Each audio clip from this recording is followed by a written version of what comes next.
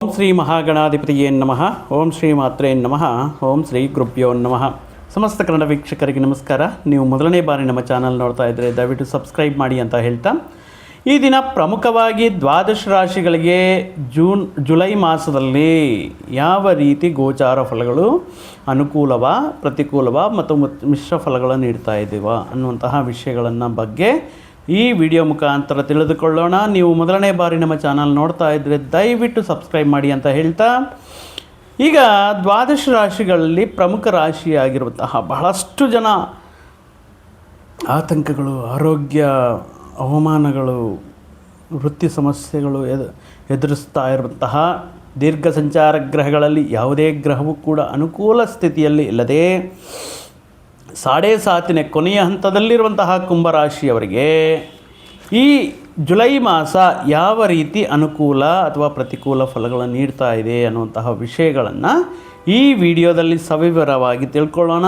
ಪ್ರಮುಖವಾಗಿ ಜುಲೈ ಮಾಸದಲ್ಲಿ ನಾವು ಗಮನಿಸುವುದಾದರೆ ಜ್ಯೋತಿಷ್ಯ ಶಾಸ್ತ್ರದ ಪ್ರಕಾರ ಗೋಚಾರದಿಂದ ನೋಡುವುದಾದರೆ 3 ಪ್ರಧಾನ ಗ್ರಹಗಳು ತನ್ನ ಸ್ಥಾನವನ್ನು ಬದಲಾಯಿಸ್ತಾ ಇದೆ. ಯಾವುದು? ಜುಲೈ 7ರಂದು ಬುಧ ಗ್ರಹವು ಮಿಥುನ ರಾಶಿಗೆ ಬರ್ತಾ ಇದ್ದಾರೆ. ಇನ್ನು ಶುಕ್ರ ಗ್ರಹವು 5ನೇ ತಾರೀಕಿಂದ ಸಿಂಹರಾಶಿಯಲ್ಲಿ, 16ರಿಂದ ರವಿಯು ಕಟಕ ರಾಶಿಯಲ್ಲಿ ಗುರು ಶುಕ್ರರ ಜೊತೆಗೆ ಇರ್ತಾರೆ. ಗುರುವಿನ ಜೊತೆಗೆ ಈ ರವಿಗ್ರಹ ಅನ್ನೋದು ಇರುತ್ತೆ. ಈ 3 ಗ್ರಹಗಳ ಬದಲಾವಣೆ ಅನ್ನು ನಾವು ನೋಡುವಾಗ, ಈಗ ಆಲ್ರೆಡಿ ಜೂನ್ ಸ್ಟಾರ್ಟಿಂಗಿಂದ ಗುರು 6ನೇ ಮನೆಯಲ್ಲಿ ಅಂದರೆ ಪಂಚಮ ಸ್ಥಾನದಲ್ಲಿರುವಂತಹ ದೇವಗುರು ಬೃಹಸ್ಪತಿ ಈಗ ಕುಂಭರಾಶಿಯವರಿಗೆ 6ನೇ ಮನೆಯಲ್ಲಿ ಇರುತ್ತೆ. ಸೊ 2ನೇ ಮನೆಯಲ್ಲಿ ಧನ ಕುಟುಂಬಾಧಿಪತಿ ಇರುವುದರಿಂದ, ರಾಶಿಯಲ್ಲೇ ರಾಹುಗ್ರಹ ಇರುವುದರಿಂದ ಕುಂಭರಾಶಿಯವರಿಗೆ ಮತ್ತು ಜುಲೈ ಮಾಸದಲ್ಲಿ ಇರುವಂತಹ ಗೋಚಾರ ಫಲಗಳು ಏನು ಅಂತ ನೋಡುವುದಾದರೆ ಒಂದೊಂದೇ ವಿಷಯವನ್ನು ನಾವು ತಿಳ್ಕೊಳ್ಳೋದಕ್ಕೆ ಪ್ರಯತ್ನ ಮಾಡೋಣ, ಅರ್ಥ ಮಾಡ್ಕೊಳ್ಳೋದಕ್ಕೆ ಪ್ರಯತ್ನ ಮಾಡೋಣ. ಆರೋಗ್ಯವೇ ಮಹಾಭಾಗ್ಯ ಅಂತ ಹೇಳಿದ್ದೀವಿ. ಸೊ ಪ್ರಮುಖವಾಗಿ ನಮ್ಮಲ್ಲಿರುವಂತಹ ಪ್ರಯತ್ನಗಳನ್ನು ಸಕ್ಸಸ್ಫುಲ್ಲಾಗಿ ಕಂಪ್ಲೀಟ್ ಮಾಡಬೇಕಂದ್ರೂ ನಾವು ಕೆಲವೊಂದು ವಿಷಯಗಳಲ್ಲಿ ಅಂದರೆ ಕೆಲವೊಂದು ಧೈರ್ಯವಾಗಿ ನಿರ್ಧಾರಗಳು ತಗೋಬೇಕಂದ್ರೂ hard work is more important. ಯಾಕಂದರೆ ಸಾಡೇ ಸಾತಿನ ಕೊನೆಯ ಹಂತ ರಾಷ್ಟ್ರಾಧಿಪತಿ ತಾಳ್ಮೆಯನ್ನು ಪರೀಕ್ಷೆ ಮಾಡ್ತಾ ಇದ್ದಾರೆ, ಅಧಿಕವಾಗಿ ಹಾರ್ಡ್ ವರ್ಕ್ನ ನೀಡ್ತಾ ಇದ್ದಾರೆ. ಸೊ ಈ ಸಂದರ್ಭದಲ್ಲಿ ಅಧಿಕ ಶ್ರಮವನ್ನು ಪಡಬೇಕಂದ್ರೂ ಆರೋಗ್ಯ ತುಂಬ ಇಂಪಾರ್ಟೆಂಟ್ ಆಗಿರೋದ್ರಿಂದ ಈಗ ವೈಯಕ್ತಿಕ ಆರೋಗ್ಯ ಈ ದೃಷ್ಟಿಯಲ್ಲಿ ನಾವು ನೋಡಿದಾಗ ರಾಶಿಯಲ್ಲೇ ರಾಹು ಇದ್ದಾರೆ. ಇದು ಇವಾಗಲಿಂದ ಅಲ್ಲ, ಕಳೆದ 1.5 ವರ್ಷದಿಂದ ರಾಶಿಯಲ್ಲೇ ರಾಹು ಸಂಚಾರ ಅನ್ನೋದು ಪ್ರಮುಖವಾಗಿ ಈ ಕೇತುವಿನ ದೃಷ್ಟಿಯಿಂದ ನೋಡುವ ಸಂದರ್ಭದಲ್ಲಿಯೂ ಕೂಡ ಈ ಜುಲೈ ಮಾಸದಲ್ಲಿ ಪ್ರಮುಖವಾಗಿ ಭವಿಷ್ಯಕ್ಕೆ ಸಂಬಂಧಪಟ್ಟಿರುವಂತಹ ವಿಪರೀತವಾಗಿರುವಂತಹ ಯೋಚನೆಗಳು ಸ್ವಲ್ಪ ಆತಂಕವನ್ನು ಸೃಷ್ಟಿಸುತ್ತೆ. ಮಾನಸಿಕ ಆತಂಕ, ಅದನ್ನು ನಾವು ಮತ್ತೊಂದು ರೀತಿಯಲ್ಲಿ ಹೇಳುವುದಾದರೆ ಒಂದು ರೀತಿ ಆಂಗ್ಸೈಟಿ, ಕಾತುರ, ಏನಾಗುತ್ತೋ ಅನ್ನುವಂತಹ ಭಯ, ಅಸ್ಥಿರ ಉದ್ಯೋಗಗಳಲ್ಲಿ ಇರುತ್ತೋ ಇಲ್ಲೋ ಅನ್ನೋಂತಹ ಭಯ, ಮತ್ತು ಈ ಬ್ಲೋಟಿಂಗ್ ಸೆನ್ಸೇಷನ್, ವಾಮಿಟಿಂಗ್ ಸೆನ್ಸೇಷನ್ ಅನ್ನೋದಾಗಿರಬಹುದು, ಮತ್ತು ಹೊಟ್ಟೆಗೆ ಸಂಬಂಧಪಟ್ಟಿರುವಂತಹ ಉದರ ಸಂಬಂಧಪಟ್ಟಿರುವಂತಹ ಆರೋಗ್ಯ ಸಮಸ್ಯೆಗಳನ್ನೋದು ಈ ಜುಲೈ ಮಾಸದಲ್ಲಿ ಇರೋದರಿಂದ ಅಧಿಕವಾಗಿ ಆಸಿಡಿಟಿ, ಗ್ಯಾಸ್ಟ್ರಿಕ್ ಈ ರೀತಿ ವಿಷಯಗಳಿಂದ, ಇಂಡೈಜೆಷನ್ ಇತ್ಯಾದಿ ವಿಷಯಗಳಿರೋದರಿಂದ ಕುಂಭರಾಶಿಯವರು ಆರೋಗ್ಯದ ಬಗ್ಗೆ ಬಹಳಷ್ಟು ಕಾಳಜಿ ವಹಿಸಬೇಕಾಗಿರುತ್ತೆ. ಜುಲೈ ಮಾಸದಲ್ಲಿ ಆಹಾರದ ನಿಯಮಗಳಲ್ಲಾಗಿರಬಹುದು ಅಥವಾ ನಿಮಗೆ ಈ ಸಂದರ್ಭದಲ್ಲಿ ಪರ್ಟಿಕ್ಯುಲರಾಗಿ ಅಧಿಕವಾಗಿ ಕಷ್ಟ ಅಂದರೆ ತುಂಬ ಗಂಟೆಗಳ ಕಾಲ ಒಂದೇ ಪ್ಲೇಸಲ್ಲಿ ಕೂತ್ಕೊಳ್ಳೋದ್ರಿಂದ, ಸರಿಯಾಗಿ ಸಮಯಕ್ಕೆ ಆಹಾರವನ್ನು ತಗೊಳ್ಳದೇ ಇರೋದರಿಂದ, ದೈಹಿಕ ವ್ಯಾಯಾಮ ಕಮ್ಮಿ ಆಗೋದ್ರಿಂದ ಈ ವಿಷಯಗಳಾಗೋದಕ್ಕೆ ಚಾನ್ಸಸ್ ಇರೋದರಿಂದ ಆರೋಗ್ಯದ ಬಗ್ಗೆ, ಆಹಾರ ನಿಯಮಗಳ ಬಗ್ಗೆ, ನಿದ್ದೆಯ ಬಗ್ಗೆ, ವಿಶ್ರಾಂತಿಯ ಬಗ್ಗೆ ಪ್ರತಿಯೊಂದರಲ್ಲಿಯೂ ಕೂಡ ನೀವು ಸಾಕಷ್ಟು ಕೇರ್ ತಗೋಬೇಕಾಗಿರುತ್ತೆ. ಅದೇ ನಿಮ್ಮ ವೈಯಕ್ತಿಕ ಆರೋಗ್ಯ, ಅದೇ ರೀತಿ ಕುಟುಂಬ ಸದಸ್ಯರ ಆರೋಗ್ಯವು ಕೂಡ ಈ ಮಾಸದಲ್ಲಿ ಸ್ವಲ್ಪ ನಿಮಗೆ ಮಾನಸಿಕ ಆತಂಕ, hospital expenses, medicine expenses, consultation charges ಈ ರೀತಿ ಆರೋಗ್ಯಕ್ಕೆ ಸಂಬಂಧಪಟ್ಟಂತಹ ಖರ್ಚು ವೆಚ್ಚಗಳನ್ನೋದು ಗೋಚಾರವಾಗ್ತಾ ಇದೆ ಕುಂಭರಾಶಿಯವರಿಗೆ ಈ ಜುಲೈ ಮಾಸದಲ್ಲಿ. ಫಿನಾನ್ಷಿಯಲ್ ಧನಂ ಮೂಲಂ ಇದಂ ಜಗತ್, ಮನಿ ಇಲ್ಬೇಕಲ್ವ, ಖರ್ಚು ಮಾಡಬೇಕಂದ್ರೂ ಎಲ್ಲ ರೀತಿಯಲ್ಲಿ ನಮ್ಮನ್ನು ನಾವು ಪ್ರೂವ್ ಮಾಡ್ಕೋಬೇಕನ್ಕೊಂಡ್ರು, ನಮ್ಮ ಅವಶ್ಯಕತೆಗಳನ್ನು ಕಂಪ್ಲೀಟ್ ಮಾಡ್ಕೋಬೇಕನ್ಕೊಂಡ್ರು, ಕಮಿಟ್ಮೆಂಟ್ಗಳನ್ನು ಪೂರ್ತಿ ಮಾಡ್ಬೇಕನ್ಕೊಂಡ್ರು ಕೂಡ ಮನಿ ಈಸ್ ಮೋರ್ ಇಂಪಾರ್ಟೆಂಟ್ ಆಗಿರೋದ್ರಿಂದ, ಈಗ ಋಣ ರೋಗ ಶತ್ರುಸ್ಥಾನ ಆಗಿರೋದ್ರಿಂದ, ಗುರುಬಲ ಇಲ್ದಿರೋದ್ರಿಂದ ಈ ಪರ್ಟಿಕ್ಯುಲರ್ ಆಗಿ ಈ ಜುಲೈ 10ನೇ ತಾರೀಕುವರೆಗೂ ಕೂಡ ಈ ಹಣಕಾಸಿನ ವಿಷಯಗಳಲ್ಲಿ ನಿಮಗೆ ಬರಬೇಕಾಗಿರುವಂತಹ ಸ್ಯಾಲ್ರಿ ಆಗಿರ್ಬೋದು, ಸೇರಬೇಕಾಗಿರುವಂತಹ ಬೋನಸ್, ಇನ್ಸೆಂಟಿವ್, ಇಂಕ್ರಿಮೆಂಟ್ ಮತ್ತು ತುಂಬ ಕಮಿಟ್ಮೆಂಟ್ಗಳಿರೋದ್ರಿಂದ ವೆಯ್ಟ್ ಮಾಡ್ತಾ ಇರ್ತಾರೆ. ಆದರೆ 10ನೇ ತಾರೀಕುವರೆಗೂ ಸ್ವಲ್ಪ ನಿಮ್ಮ ತಾಳ್ಮೆಗೆ ಪರೀಕ್ಷೆ ಅನ್ನೋ ರೀತಿಯಲ್ಲಿ ಇದು ಸ್ವಲ್ಪ ಪೋಸ್ಟ್ಪೋನ್ ಆಗೋದು, ಡಿಲೇ ಆಗೋದು, ಬರಬೇಕಾಗಿರೋದ್ರಲ್ಲಿ 50% ಕೊಟ್ಟು ಮತ್ತೆ ಕೊಡ್ತೀವಿ ಅನ್ನೋದು, ಈ ರೀತಿ ವಿಷಯಗಳಲ್ಲಿ ಸ್ವಲ್ಪ ಹಣಕಾಸಿನ ತೊಂದರೆ ಅನ್ನೋದು ಗೋಚಾರವಾಗ್ತಾ ಇದೆ, ಡಿಲೇ ಆಗುತ್ತೆ. ಅದೇ ರೀತಿ ಇನ್ ಕೇಸ್ ನೀವೇನಾದರೂ ಒಬ್ಬ ಉದ್ಯಮಿಯಾಗಿದ್ದರೆ, ನಿಮ್ಮ ಕೆಳಗಡೆ ಕೆಲವೊಂದು ಸಿಬ್ಬಂದಿ ಕೆಲಸ ಮಾಡ್ತಾಯಿದ್ರೆ ಅವರಿಗೆ ಸ್ಯಾಲ್ರೀಸ್ ಕೊಡುವಂತಹ ಸಂದರ್ಭಗಳಲ್ಲಿ ಈಗ ಸ್ಯಾಲ್ರಿ ಇನ್ಕ್ರೀಸ್ ಮಾಡಿ ಖರ್ಚುಗಳು ಜಾಸ್ತಿ ಆಗಿದೆ, ಕಮಿಟ್ಮೆಂಟ್ಗಳು ಜಾಸ್ತಿ ಆಗಿದೆ, ಸ್ವಲ್ಪ ಡಿಮ್ಯಾಂಡಿಂಗ್ ಮಾಡುವಂಥ ಚಾನ್ಸಸ್, ಡಿಮ್ಯಾಂಡ್ ಮಾಡುವಂಥದ್ದು, ಅಥವಾ ಕೆಲವೊಂದು ದಿನಗಳಿಗೆಲ್ಲ ನೀವು ಈ ರೀತಿ ಮಾಡದಿದ್ದರೆ ನಾವು ಸ್ಟ್ರೈಕ್ ಮಾಡ್ತೀವಿ, ಪ್ರೊಡಕ್ಟಿವಿಟಿ ನಿಲ್ಲಿಸ್ತೀವಿ ಅನ್ನುವಂತಹ ಕೆಲವೊಂದು ವಿಷಯಗಳು, ಈ ರೀತಿ ತೊಂದರೆಗಳು ಕೂಡ ಉಂಟಾಗುವಂತಹ ಸಾಧ್ಯತೆಯು ಕೂಡ ಈ ಗೋಚಾರ, ಈ ಜುಲೈ ಮಾಸದ ಗೋಚಾರದಲ್ಲಿ ಕುಂಭರಾಶಿಯವರಿಗೆ ನೀವು ನಿರೀಕ್ಷಿಸಬಹುದು. ಅದರ ಜೊತೆಗೆ ಮನೆಗೆ ಸಂಬಂಧಪಟ್ಟಿರುವಂತಹ ಯಾವುದಾದ್ರೂ ಒಂದು ತುಂಬ ದಿನಗಳಿಂದ ಪೆಂಡಿಂಗಲ್ಲಿರುತ್ತೆ, ಮನೆಗೆ ಸಂಬಂಧಪಟ್ಟಿರುವಂತಹ ವಸ್ತುಗಳು, ಉಪಕರಣಗಳನ್ನು ರಿಪೇರಿ ಮಾಡಿಸೋದು, ಮನೆ ರಿಪೇರಿ ಮಾಡಿಸೋದು, ನೀವು ಡೈಲಿ ಓಡಾಡುವಂತಹ ವೆಹಿಕಲ್ ರಿಪೇರಿ ಮಾಡಿಸೋದು, ಈ ರೀತಿ ಯಾವುದೋ ಒಂದು ಆಕಸ್ಮಿಕವಾಗಿರುವಂತಹ ಖರ್ಚು ಅನ್ನೋದು ನಿಮ್ಮ ಸೇವಿಂಗ್ಸ್ನ, ನಿಮ್ಮ ಆದಾಯವನ್ನು ಕಡಿತ ಮಾಡುತ್ತೆ.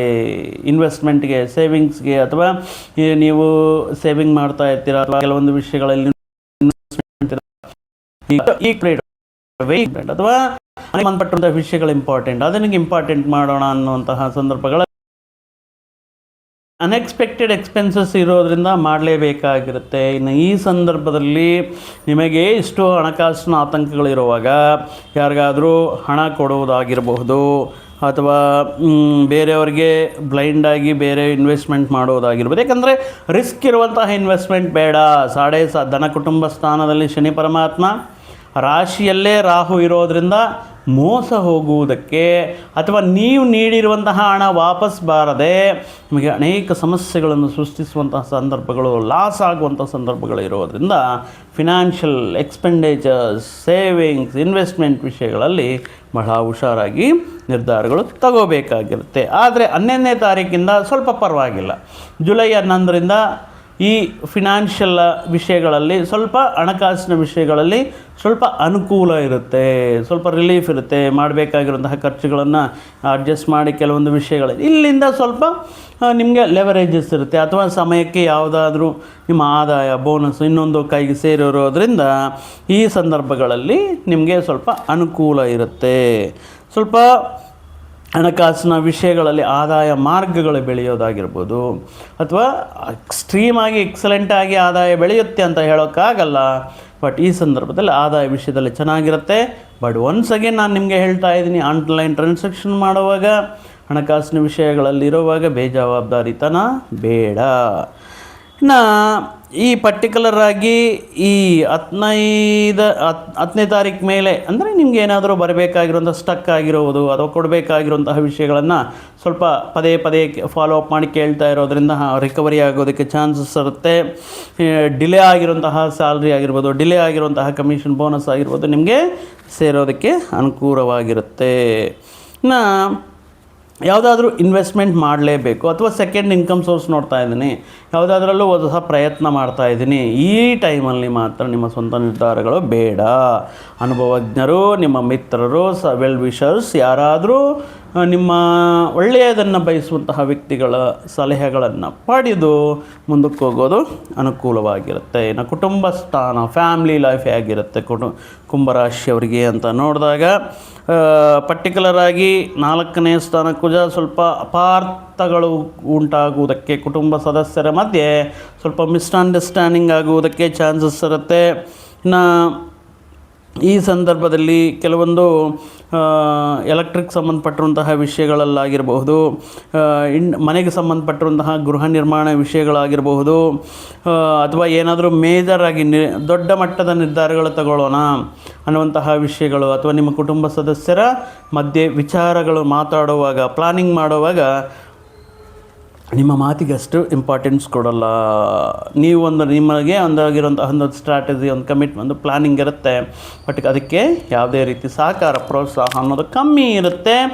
ಅದೇ ರೀತಿ ಮುಂಚೆ ಹೇಳಿದ ರೀತಿಯಲ್ಲಿ ಮುಖ್ಯವಾದ ನಿರ್ಧಾರಗಳು ತಗೊಳ್ಳುವಾಗ ಸ್ವಲ್ಪ ತಾಳ್ಮೆ ಇರಲಿ. ಅಗ್ರೆಸಿವ್ನೆಸ್ಗೆ ಹೋಗಿ ನೀವೇನಾದರೂ ಮಾಡಿ ನಾನು ಇದೇ ರೀತಿಯೇ ಮಾಡ್ತೀನಿ ಅಂತ ಕ್ಷಣಿಕ ವಿಷಯದಲ್ಲಿ ನಿರ್ಧಾರಗಳು ತಗೋಬೇಡಿ. ಇನ್ನು ವಿದ್ಯಾರ್ಥಿಗಳಿಗೆ ಈಗ ನೋಡಿದ್ರೆ ದೂರ ಪ್ರಾಂತಗಳು, ಅಂದರೆ ನೀವು ಎಕ್ಸ್ಪೆಕ್ಟ್ ಮಾಡಿರ್ತೀರ ಹತ್ತಿರದಲ್ಲೇ ಮನೆಗೆ, ಕುಟುಂಬಕ್ಕೆ ಹತ್ತಿರದಲ್ಲೇ ಸೀಟ್ ಸಿಗುತ್ತೆ, ಇಲ್ಲೇ ಜಾಯ್ನ್ ಆಗ್ಬೋದು. ಬಟ್ ಇಲ್ಲಿ ಸ್ವಲ್ಪ ಅನುಕೂಲ ಸ್ಥಿತಿಯಲ್ಲಿ ಇಲ್ಲ. ಸೊ ಆಗಿರೋದ್ರಿಂದ ಕುಟುಂಬಕ್ಕೆ ದೂರವಾಗಿ ದೂರ ಪ್ರಯಾಣಗಳು ಮಾಡುವಂಥ ಸಾಧ್ಯತೆ, ದೂರ ಪ್ರಾಂತಗಳಲ್ಲಿದ್ದು ಹಾಸ್ಟೆಲಲ್ಲಿದ್ದು ಓದುವಂತಹ ಸಾಧ್ಯತೆ. ಸೊ ಆಗಿರೋದ್ರಿಂದ ಮುಖ್ಯವಾಗಿರುವಂತಹ ನಿರ್ಧಾರಗಳು ತಗೊಳ್ಳುವಾಗ ಅಥವಾ ಸ್ಪರ್ಧಾತ್ಮಕ ಪರೀಕ್ಷೆಗಳು ಬರೆಯುವಾಗ ಸ್ವಲ್ಪ ಆತುರಕ್ಕೆ ಹೋಗಿ ಓವರ್ ಕಾನ್ಫಿಡೆನ್ಸಿಂದ, ಆತ್ಮವಿಶ್ವಾಸದಿಂದ ಸ್ವಲ್ಪ, ಯಾಕಂದರೆ ಶನಿ ಇದ್ದಾರಲ್ವ, ಕನ್ಫ್ಯೂಷನ್, ರಾಹು ಇದ್ದಾರಲ್ವ, ಕನ್ಫ್ಯೂಷನ್ ಕ್ರಿಯೇಟ್ ಮಾಡ್ತಾ ಇರ್ತಾರೆ. ಆ ಥರ ಬೇಗ ಮುಗಿಸ್ಬೇಕು ಎಕ್ಸಾಮ್, ಎಲ್ಲರಿಗಿನ್ನ ಮುಂದೆ ನಾನೇ ಮುಗಿಸ್ಬೇಕು ಅನ್ನುವಂತಹ ಆತುರ ಬೇಡ. ಸ್ವಲ್ಪ ನಿಧಾನವಾಗಿ ಯೋಚನೆ ಮಾಡಿ. ಕಂಪಲ್ಸರಿ ನಿಮಗೆ ಗೊತ್ತಿರುತ್ತೆ ಆನ್ಸರ್, ಬಟ್ ಆದ್ರೂ ಕೂಡ ಮಿಸ್ಟೇಕ್ಸ್ ಆಗಲಿಕ್ಕೆ ಚಾನ್ಸಸ್ ಇರುತ್ತೆ. ಸೊ ಆಗಿರೋದ್ರಿಂದ ನೀವು ಕಾಂಪಿಟೇಟಿವ್ ಎಕ್ಸಾಮ್ಸ್ ಬರುತ್ತೆ ಇದ್ರೂ, ಅಥವಾ ಯಾವುದಾದ್ರೂ ಒಂದು ಒಳ್ಳೆಯ ವಿದ್ಯಾಸಂಸ್ಥೆಗೆ ಅಪ್ಲಿಕೇಶನ್ ಆಗುವಂಥ ಸಂದರ್ಭಗಳಾಗಿರಬಹುದು. ಸೊ ಪರ್ಟಿಕ್ಯುಲರಾಗಿ ಒಂದು ಅಪ್ಲಿಕೇಶನ್ ಫಿಲ್ ಮಾಡುವಂತಹ ಸಂದರ್ಭಗಳಲ್ಲಾಗಿರ್ಬೋದು, ಎಲ್ಲ ರೀತಿಯಲ್ಲಿ ಯೋಚನೆ ಮಾಡಿ ಈ ಸಂದರ್ಭದಲ್ಲಿ ನಿರ್ಧಾರಗಳು ತಗೊಳ್ಳಿ. ಬುಧ, ಶುಕ್ರ ಮತ್ತು ಗುರುಗ್ರಹ 6ನೇ ಮನೆಯಲ್ಲಿರೋದ್ರಿಂದ ಸ್ವಲ್ಪ ಅಂದರೆ ಬದಲಾವಣೆ, ಮೇಜರ್ ಬದಲಾವಣೆಗಳು, ಅಂದರೆ ನಿಮ್ಮ ಪ್ರಾಜೆಕ್ಟಿಂದ ಇನ್ನೊಂದು ಪ್ರಾಜೆಕ್ಟ್ಗೆ ಶಿಫ್ಟ್ ಮಾಡೋದಾಗಿರ್ಬೋದು, ಅಥವಾ ಇರುವಂತಹ ಸ್ಥಳದಿಂದ ಮತ್ತೊಂದು ಸ್ಥಳಕ್ಕೆ ವೃತ್ತಿ, ಆರೋಗ್ಯ, ವೃತ್ತಿ, ವಿದ್ಯಾ, ವ್ಯಾಪಾರ ಈ ವಿಷಯಗಳ ಮುಖಾಂತರ ಪ್ರಯಾಣಗಳಾಗಿರಬಹುದು.